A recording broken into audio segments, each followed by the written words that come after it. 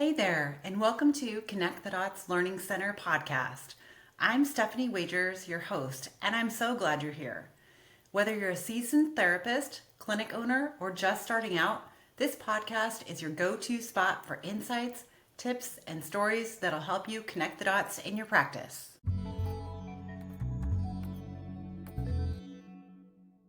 Welcome to the podcast. Today, I am chatting with two amazing guests, Katie Bartlow and Kara Beckner.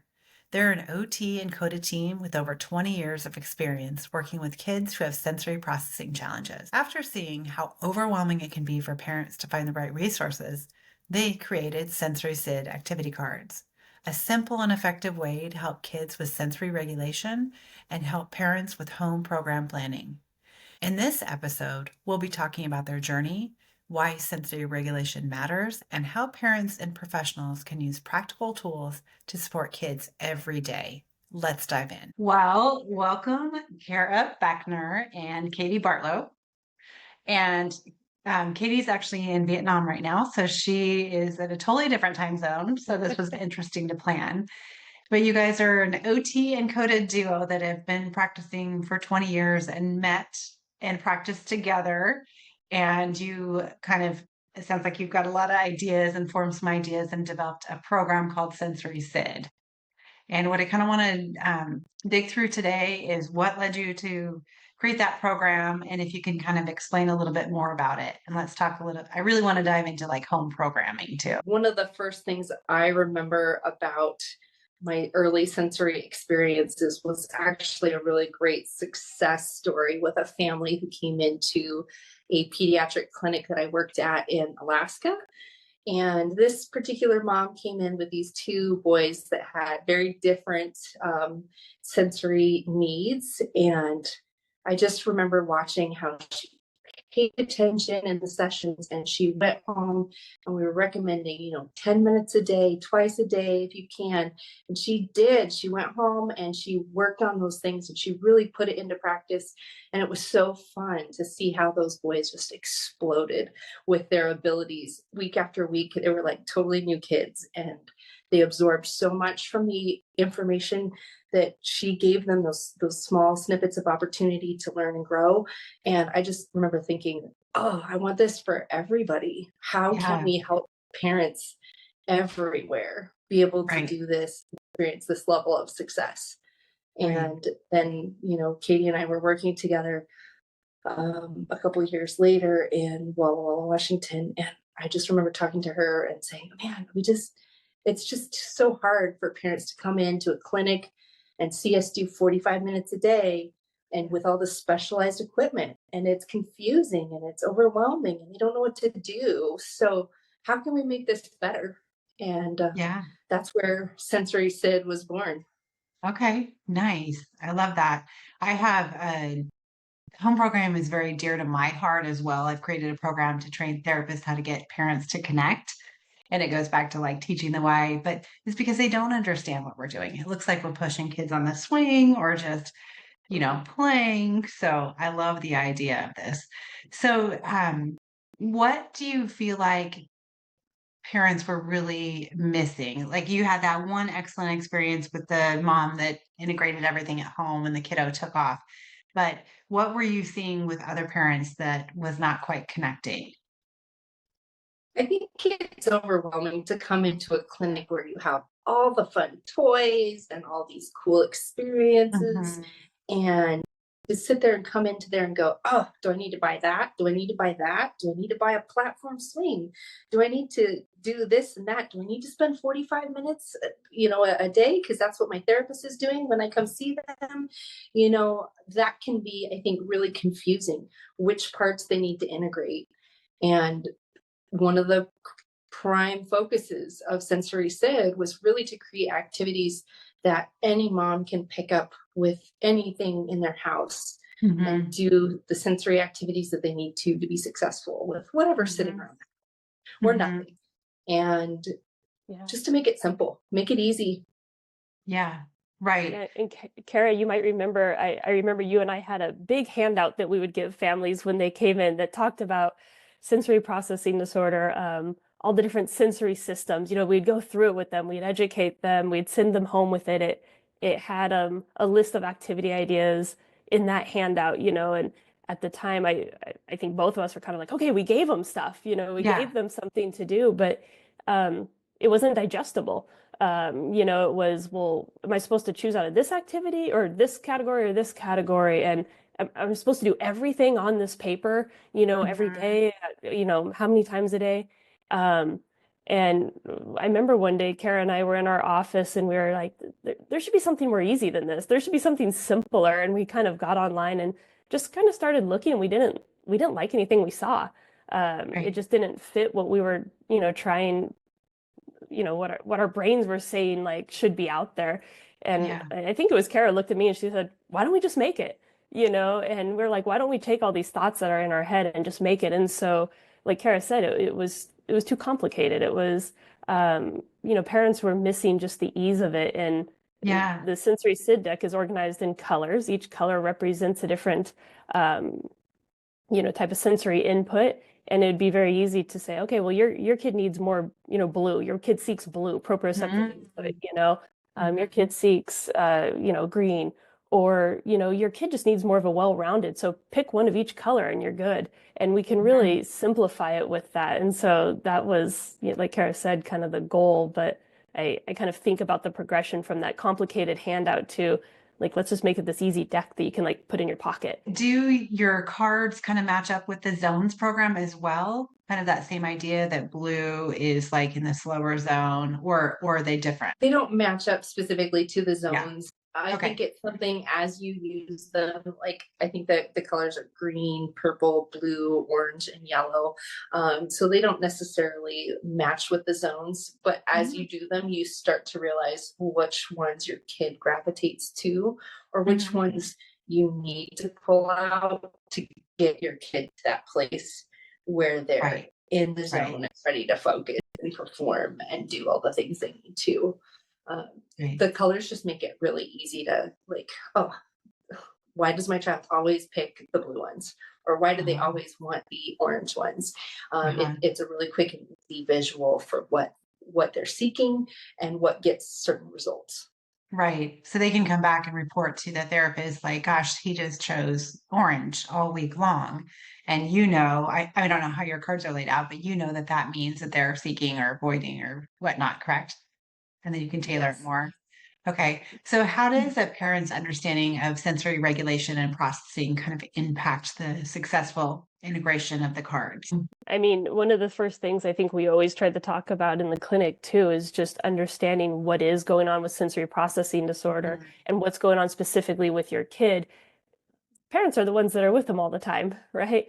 We're with them for, 45 minutes or so in the clinic, maybe once or twice a week, and we can pick up these things. But if a parent can start to watch their kid and understand, like, oh, this behavior is coming out of a avoidance behavior because, maybe we just entered I don't know, a birthday party, and my kid kind of ran to the corner and covered their ears, and they're now understanding like, oh, they're avoiding that like loud auditory overstimulating environment.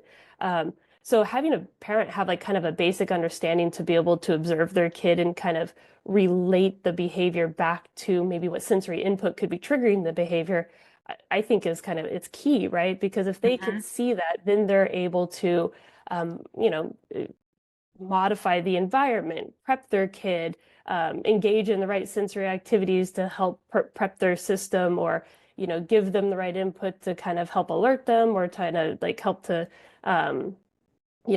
fulfill their seeking needs if that's the case too. So it's I find it's we'll go back to your question. It's like very, very important for them to understand the basics of it. If they don't know what's going on with their kid, then it's kind of hard for them to give them the right input that they need. Right.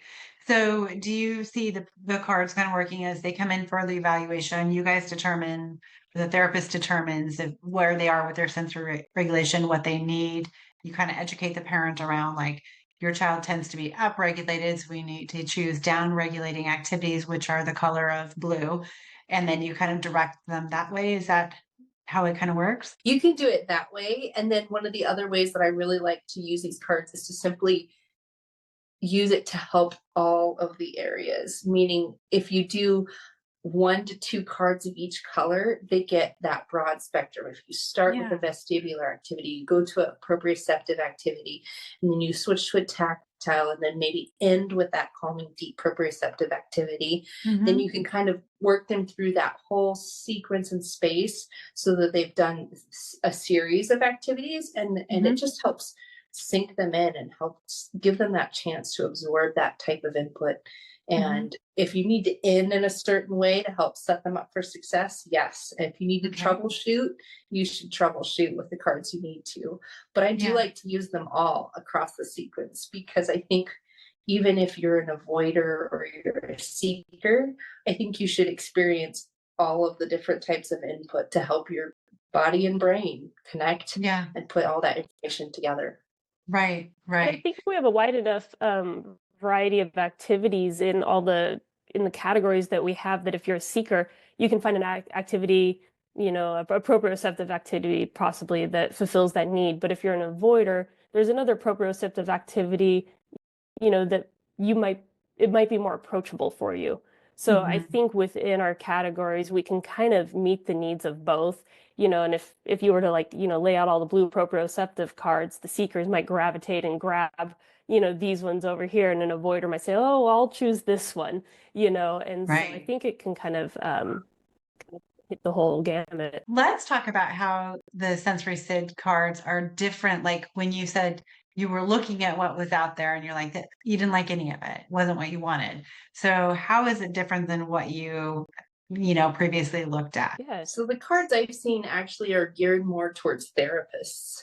Um, it feels like it has all the fancy words and all the therapy speak that we all know and love, but kind of leaves those parents hanging as Yeah. far as it just leaves them lost. And I wrote these for parents, with Katie and I. We wanted these to be so approachable so that anybody can pick these up and just take off and not have to go, but what does this mean? What does that mean? And what do I do now? We just wanted to answer all that and make it really, really approachable. One side of the card is a simple picture of Sid, the robot, doing the Yeah. activity, and the other side is just like a really brief description Okay. of the That's what I was gonna activity. ask.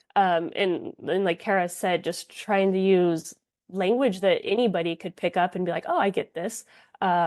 And then some of the cards, when the activity is appropriate, we have like some tips to kind of maybe make it a little bit more challenging, or some tips to maybe make it a little bit more easier. So, within a card, we've tried to give some education to show a parent like, oh, well, if your child is needing more, this is some ideas of how to kind of advance this. And is there a particular age range that the cards are designed for? I think it covers a pretty broad spectrum. I think you could pick things up. Not all of the cards could be done by a 1-year-old, but by 2, you could do most Yeah. of the activities very well. And honestly, even at 1, there's quite a few that you could pick up and maybe do some slight modifications and make some things work. And we've had reviews from parents that, my kid's a little bit too young for these cards, but I do it with them and they mimic me, right? So the parent was able to see the card and say, oh, well, this is a good activity for my kid. The kid wasn't able to maybe look at the picture and fully understand it, but with the parents' help and guidance, they were doing it together. And I've read a handful of reviews of people saying that, me and my child are doing these together, so it's giving the parent the idea of how to engage their kid. Which is what we want, right? Exactly. And again, because it is color coded, I mean, I see it be used as a game too. You could, pick, like Kara said, 2 from each color, or, which ones you want to do today, or, set it up as an obstacle course. We've had a review of a parent that said, my daughter comes up to me and says, I need a blue card. That's how my body's feeling now. And it's given her language. She doesn't know that she's needing proprioceptive input. She just knows she feels better when she does the blue cards. And I see that as a huge success, as like a way to kind of like the zones, like you mentioned earlier, it kind of gives language to something that can be harder to talk about. So it's given that family a different way to approach it. Right. How has this helped with that sensory diet? And I kind of hate that term because I think parents, I know at our clinic, will come in and say, well, we just need a sensory diet. It's like, well, that isn't a one, like I just write it out and here you go. It just depends on, the environment, the activity, all of it. How do parents use sensory SID to help with that sensory diet? I think that's why it's nice to have so many choices as far as like Mhm. through the spectrum of life, those needs change a lot. Mhm. And, sometimes which cards you need or gravitate towards just shift and change. Um, I've been doing these for a while with my daughter while we're doing homeschool and stuff like that. And it is interesting to see how what she chooses or what she would drift towards will change over the spectrum. And they seek what they need. And with a little guidance, you can get so much accomplished. And Yeah, it's so nice to be able to use those cards and have a right. spectrum of options available to you. Yeah. Yeah. Well, Kara, let's talk a little bit because it sounds like you use the cards for your kids. So give us some real life examples of scenarios or situations where you've used the cards. I homeschool, and um, my daughter's what you would call a seeker, and I'm an Okay. avoider. And Oh, so teaching how her it goes, to right? read was an exercise in patience on my part and hers, I'm sure, because she would just constantly want to be bouncing and moving and wiggling, and she wanted to wiggle and bump on me. And that Mm, was the last thing I wanted, was to have wiggling, bouncing, touching, anything like that. And so I really realized that number one, I could do some sensory activities with her before, but then she wanted to actually move in weird ways while learning to read. So I had her reading and doing sit ups, and it worked. And to yeah. me, that would have driven me nuts, but that's what she needed. And then Mhm. we use them as ways to de-stress before stressful activities. If you have Mm, a subject that's hard, and mhm. it's coming up, you pause, you grab some cards, you pick the colors that are going to help get them in that nice focus space, and Mhm. do a couple. It's quick and easy. It only takes, a minute or two to just really Mhm. get the impact that you need and to get Mhm. that focus back so that you can just dive in and hit that subject and keep moving. Yeah, that makes sense. Is this in schools at all? We do have a couple of school Yeah. therapists who have our cards and Yeah. use it. And I know I'd love to see it there more.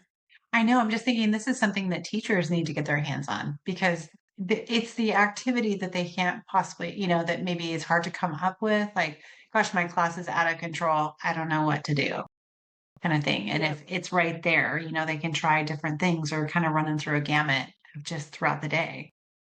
Definitely. Yeah. I have a couple of friends that are teachers that have them in their classrooms. I've done a little bit of work with a Montessori school in New York that Okay. uses them, and their ages, I believe, they're pretty young, 3 to 5, I think is one of the main classrooms that they're using them in, and they find them really helpful. They're easy to Hmm. have there, and I mean, just kind of like how Kara described, but in a classroom Hmm. setting, you can pull out the card and have the whole class do some of these activities together. Um, Hmm.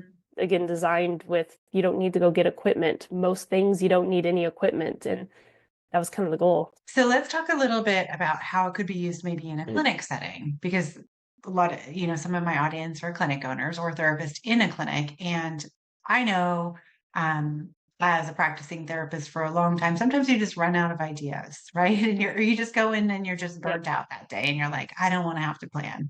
So is this a tool that can help in that situation? definitely. I kind of see many different ways it could be used. We all have long wait lists. Mhm. This Yes. could be something, again, it's not something that you can hand someone and it's going to be the total answer, but it could be a starting point, right? Mhm. Um, and then me and Kara spent a lot of time, writing out home programs, and that was time Mhm. consuming, and not that every card in our deck would apply to every kid, but this deck has a lot of activities in it. And instead of having to like write out home programs, like this deck could be provided with some guidance of, here's the areas to focus on. And then we also see it as like a really great kind of like discharge tool or gift. This is Mhm. something that families are going to carry over at home post discharge from therapy. And this Mhm. can be something that they can kind of take with them to help them to remember what they're supposed to be doing. Mhm. Right, because it doesn't stop, right? It's supposed to Exactly. integrate into their life. One of the other things I really like about using cards like this is it really gives kids a voice and a choice, as far as you can provide options, you can limit the options, or you can broaden the options. But if you have a kid who's not necessarily all that verbal, who isn't really communicating with you very well, you can make it as simple as setting out two cards and saying which one and have them point. And you can get more of their input on, what they want to do, what they will participate in, and help give them the options and give them some structure in their setting too. It's almost like a visual uh, a visual board too, as far as you can use the activities and be like, hey, we're going to be doing this, this, and this, and they can see them laid out if they need that structure to know what's coming and what's next. That's another really great way to they can look ahead and see what's coming, be prepared, and it just gives a lot of power to be able to choose. Will you describe the different colors related to the areas that it's focusing on? There is green for tactile activities, and there is yellow for the like passive proprioceptive activities. Okay. And there is blue for vestibular and orange for the active proprioception. So how long did it take you guys to develop these cards? This actually went really fast, right? Yeah. We sat down and we just like whipped out the activities in no time flat, because there's so many things you can do. And it was just a matter of narrowing them down to great activities you could do almost anywhere with practically nothing. It went quick. Yeah, I think the most time consuming part was probably just like kind of taking that fine tooth comb through all the verbiage and trying to catch any like misspellings. And then when did you release these? I think did we get the first batch, Kara? Was that in 2020? I think it was in 2020, because our copyright's 2019. I can't believe Okay, so it's pretty, I mean, it's relatively new. Yeah. And now you're just trying to spread the word. Exactly. Yeah. I remember the first big order showing up on my back steps. I was gone from my house, came back, and just boxes and boxes. I took a picture, sent them to Kara. I was like, okay, now we have to figure out how to get them out there to people. And when we first launched our website, I got many, many emails from people in the UK. Do you ship to UK? Do you ship to UK? We're really limited in resources over here, which was just sad. They were sharing their stories about how hard it was to get into therapy, how long they were waiting, what they had access to. And so we spent a lot of time working to get the cards into the UK. So it's like, I'm very proud of that too, that we kind of have it in a different marketplace to try to help people that really needed it. They're also in Spanish, right? Yeah. We've translated them into Spanish. We don't have as many decks in Spanish just because they don't sell as fast in those ones. We ship all of them. They're available on Amazon, but we ship those ones too. And those ones are only available in the States right now. Have you talked to therapists that are in clinics of, like success stories around that? Yeah. That's one market that I think is really underutilized, and I'd love to see people use more, because again, like I feel like families get lost when they come into the clinic and they're having their first sessions and they're like watching you use a platform swing and they're watching you use peanut balls and fun tactile stuff, and they're not quite sure how to break that down at home without that stuff. This is a really great way to sort through and be like, hey, this is a great zone for you. These colors are going to be where your kiddo thrives. Do this before something stressful, but it really puts something right back in their hands of an easy success for them. Because it can be so overwhelming as a parent to not know exactly what you need to do to help your kid, and to have a clear roadmap of, hey, do this and you're doing great. You're gonna do great. You're gonna help your kid. Easy success on like, hey, here's the tools, do the tools. I'd really love to see more either getting a discounted rate from us and then selling them straight from their clinic to help their clients get that need filled, or helping set that up so that when their clients come in for an eval, or even when they're on a wait list, they got something, maybe even stick your company's sticker on it or something like that, and it's a gift from your company, your clinic, to help bring people in and back and go, oh yeah, these people are invested in my success with sensory integration. Yeah. Definitely an area I'd like to see expand. So if there are any clinics out there that would be interested in a discounted deal right now, we don't have a lot of review and feedback from clinics using them, and I'd love to get some more. So I'd be happy to do like a 40% discount for the first 10 clinics that want to sign up and get a package of these cards for their clinic, and be willing to give us a couple of feedback emails through the time that they've been using them. I will put all of your information in the show notes so people can contact you for that. I had a question for you, like how can we help parents feel more confident? But this is just how we do it, right? So I think it can feel daunting when they're watching the swing, but when you connect it for them, like you're getting the same movement, you're activating the same thing by doing this card. It's like then you get that buy-in, like, oh, I can make a difference at home. What I do at home does matter. I was So thinking even just having the cards, in the clinic with you, like the example of the kid on the swing, you could hand that deck of cards to the parent and say, okay, go to the vestibular section. Swing is giving vestibular input. That's what we're after for your kid. So here's like, you can flip through and see these, and that you could start that conversation. Do you see any of those do you think you could do at home? Right. Or for example, like your kid needs a lot of vestibular input. They seem to do really well when they get like a more intense input. So look for that over under card that's in there, and you can kind of start that conversation. So as you're using some of the, the fun toys that we get to use in the clinic, you could also be bridging that gap of how do you get that same input at home, and the parent could actually have it in their hand and see it. What is something that you guys learned or discovered throughout this process of developing Sensory SID that surprised you? I learned that well, I think Kara and I have both had the conversation that we've learned a lot about our own sensory systems. I've learned a lot about my own sensory system in the areas that, I seek, and the areas that I avoid, and my habits that I have that keep me regulated. If I don't get enough physical activity, I know it, and I'm definitely someone who needs to, use my body and get that deep, like heavy work, active proprioceptive activity to feel calm and regulated and to get a good night's sleep, And I think I kind of knew that before, but then digging into developing the cards, writing blogs, writing the content for the site, I kind of joke like, oh, I am Sid, me and Kara, like, oh, I am Sid, this is us. And, I think it's just kind of opened my eyes to a little bit more of the sensory preferences that I think all of us have, really. Yeah, we all do. Yeah. How about you, Kara? That it is funny because that we both, I think, have learned a lot on that, as far as like, it is amazing that you can go your whole life not really paying attention to the sensory preferences that you have, and how much you modify your life to work around those things.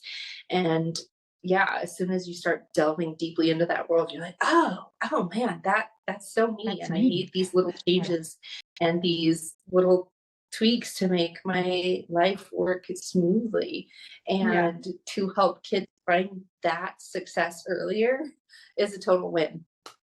Absolutely. And for typically developing kids, right? This would be fantastic information for them to have as well. If you guys could describe Sensory SID in 3 words, how would you describe it? I just, again, like the whole focus on this project was making it easy and taking out all the hard and the unknown, and making it really approachable. So easy sensory success is really what I would go with there.